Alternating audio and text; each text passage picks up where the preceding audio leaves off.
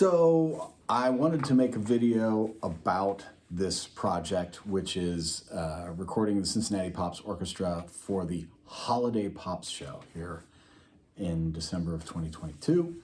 And it's a pretty big, complicated setup for a couple reasons. First of all, it's an orchestra with a 90-person choir and a bunch of dancers and the Amy Moses Band, which is like a string quartet plus rhythm section, playing all together on the stage at Music Hall. So that's complicated enough. The second thing is this is a full record recording. So in other words, we're going to have extra microphones. This is going to be recorded in Dolby Atmos, or at least have the potential to be mixed in Dolby Atmos. So there's going to be a lot of microphones all over the stage and in the theater, capturing the ambience and everything. And then the third thing is on Saturday night, there's going to be a live stream of the performance. So we've got a full orchestra that we're doing a full-blown recording session with, also with an audience. So there's PA, live sound, and a live stream of that for one of the performances. There's going to be 6 performances of it. We're going to record everything, and then out of that, they're going to cull the edits to make the finished record. Okay, so my job in all of this is as the front of house sound person. I'm also going to be helping Robert Friedrich of 554 Productions, who is going to be doing the recording. So I'm helping facilitate that, and then of course just running sound during the show. We also have the sound engineer from the Amy Moses Band, who's going to be co-mixing on this Digico SD12 with me. So I'm in charge of mixing the orchestra.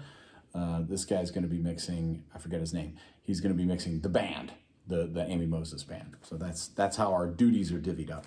So it's really freaking complicated. This is, we did a Common the Rapper like a month ago, and that was a complicated setup, more channels than this. But it was also just a live show. There was like 120 channels or something like that for that show. That was crazy complicated. We had 2 consoles at front of house, one for me for the orchestra, one for the guy mixing Common, Phil Strong, nice guy. A lot of inputs across the board. This one, we're looking at probably 60 inputs for the recording, and then maybe 40 of which have the potential to be in the PA system. One of the problems is the PA is going to interfere in the recording. So we want to keep the PA as quiet as possible so that the recording can go well. And that it's not just like a bunch of PA splash everywhere. That doesn't usually sound very good. Now there has to be some PA because the vocals are in the PA. For the singers, we have a chorus, big 90-person chorus in the very back of the stage. They're going to have to be amplified a little bit.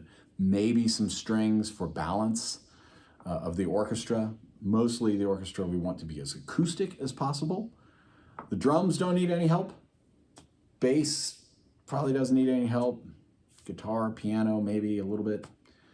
But the vocals up front and the Amy Moses Band themselves, which, they have their own strings, they're cello, viola, 2 violins, mandolin, harp, all of that stuff is up front or downstage, and those are going to be amplified a little bit too, but we're trying to keep it at a minimum. So how are we going to do this? That is the question. Robert, or I think Bob is how he goes by, Bob Friedrich, is bringing a ton of ribbon mics. I have one of the AEAs, it's the KU5A. Oh gosh darn. KU5A, I was right. Which is a ribbon mic that's designed for live performance, for vocals. He's also going to have a vintage RCA ribbon mic that's coming from Los Angeles for the main singer. And that's going to be a bidirectional, like classic ribbon mic, which is figure of 8. So we got that to deal with monitors. We have floor wedges. We're not even using in-ear monitors. I wish we were, but the artists really don't want to do that. And then for the rest of the vocalists, we're going to use these, which are hypercardioid, or at the very least cardioid. I think they're hypercardioid. So they don't have the problem of feeding back into a monitor wedge that's in front of them. So, there's a lot of moving cogs in this engine. And so what am I doing right now? So I'm sitting here, I'm in a room in Music Hall with the console that we have to run front of house, which is the Digico SD12. We've rented this in because it's a 2-screen console. It'll be easier for 2 people to mix on. And it can operate 96 channels at 96K. Everything's going to be recorded at 96K, as if it wasn't complicated already enough. So, most of the microphones that are going to be on stage and throughout the hall are going to be recorded using Merging Technologies interfaces. Merging is a Swiss company that makes very, very high-end mic preamp converters. I just bought one recently. It's the Merging Happy. It's that guy in the rack over there. It's got 8 mic preamps in it, and then a MADI card in the second slot to interface with MADI equipment, which I have in my studio. But it also happens that this console runs often on MADI connections. The stage box here at Music Hall is a Digico SD rack. That's a MADI equipped input-output box, 56 inputs, 56 outputs. We'll be using some of those on stage, but not very many. Normally, the microphones go into that stage box and we run them through the PA, and if we want to record them, we take a split off of that and record the split. But in this case, Robert's going to have all this fancy microphones, fancy mic preamps, even some external preamps for all these ribbon mics that we're using, because it's very much in the style of the recording that we're trying to do is ribbon smoothness. And those are going to be recorded on those interfaces. So what we have to do is get some of those microphones into the front of house console so that we can mix them in the PA. And that's where it's gotten complicated. So what I'm doing now is I'm presetting this console for all the inputs that we're going to be using for front of house. Not everything, not the ambient mics or the front array or anything like that. Just the specific channels that we're going to need to maybe put in the PA, and hopefully not a lot. So how am I doing that? Well, let me see here. I got this on now. Little gimbal. First of all, you might be able to see I've got some tracks playing. I am running Nuendo over here on my laptop that has a Merging sound card driver in it, and that's connected with this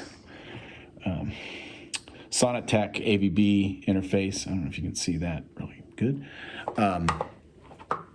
And that is all on this Linksys switch, so I can put all these devices together. The Happy is over there. It's got its own network connection to the switch, and that's where a lot of the sounds are being parsed. I am testing this setup with a multi-track I had made of Michael Feinstein's doing a Judy Garland review. It's a bunch of tracks playing, and I'm sending them to the Happy. The Happy is then routing them to the MADI output stream, which is then coming to the console. And you can see, hey. Right when I arrive, I really go. There we go. We got channels. We have sound. So this, right now, this is successful. I've been able to get the MADI streams into the console, and I can mix them here, and so that's good, and everything's working. And I'm clocking off of the Happy over there, because that has a very good internal clock. So it is the clock master for the console, for the entire PA system, for everything will be the Merging devices. So far so good. Everything's working. I have sound. Everything sounds good. London Bridge. Yep. And the bridge of San Luis Rey. So that's basically the setup here. And I'm gonna take a video of all the different mics and where they're positioned, and Bob's control room downstairs, that he's gonna have another set of speakers and be able to listen to the mix. He's going to be mixing the live stream, and I have to feed that signal to the live streaming device and also to the video recorders. I forgot to mention, this whole thing is also being videotaped. So, like 10 cameras, I'm not sure how many cameras. So it's all going to be released this way. I think the video is going to be released, but at the very least, it will be a live stream on YouTube. That'll happen the night of the show in real time, or at least somewhat delayed, but like a normal live stream. So a setup like this just doesn't really happen that much, I don't think. I certainly, in my career, have never come across all this kind of setup. And I think for most sound engineers, you're not going to see this that often. One, recording an orchestra just doesn't happen that much, and it's very expensive, and it's just a very specific gig. Also, running live sound for an orchestra, I don't think many sound engineers get a chance to do that. I've been lucky enough to work with Cincinnati Symphony doing a lot of things over this past year, and I really enjoy it. It's talk about a great gig for live sound, but also recording. So I thought it would be great to do a video that sort of covers all the how we mic things and how the process works to actually make this all come together for the show. It's kind of bonkers. So, and I got to get back to work and mark up this console with all the input channels, label everything. I have some subgrouping. I'm going to do all that sort of stuff and get it all sorted and ready to go, because tomorrow we start setting up at 6 a.m. because we have to set up everything and be ready to go for a rehearsal with the whole freaking thing at 7 p.m. And that's just not a lot of time to set all this stuff up, get it line checked, because once the orchestra sits down, you don't stop. It's far too expensive and time waste to have 60, however many hundreds of people we're going to have on stage. You can't just stop and be like, oh, hold on a second, I got to check this cable and the microphone. That doesn't work. All that has to be preset and double checked and line checked and everything ready to go, because once we start, we're not going to stop. And everything needs to work fail safe. So that makes it an interesting challenge. Trying to think if there's anything else I have overlooked. I'm going to have some extra microphones that are closer to some of the strings than the recording microphones, because typically when you record strings, the mics are up in altitude, away from the players, higher up, to make them sound right. However, that makes it very difficult to increase the volume in the PA system when the mics are ambient like that, as the feedback happens in 2 seconds. I will have a few extra microphones that are literally over the music stand, sort of peeking right at some of the first chair players or the first row of string players, in case we need to get a little more string presence out in the room for the performance. Otherwise, I think all the microphones are going to be running through the recording system, and we'll be coming back to this console through a MADI connection and a patch that we're doing in merging. The Ravenna system. We're using a network system to move all this audio around.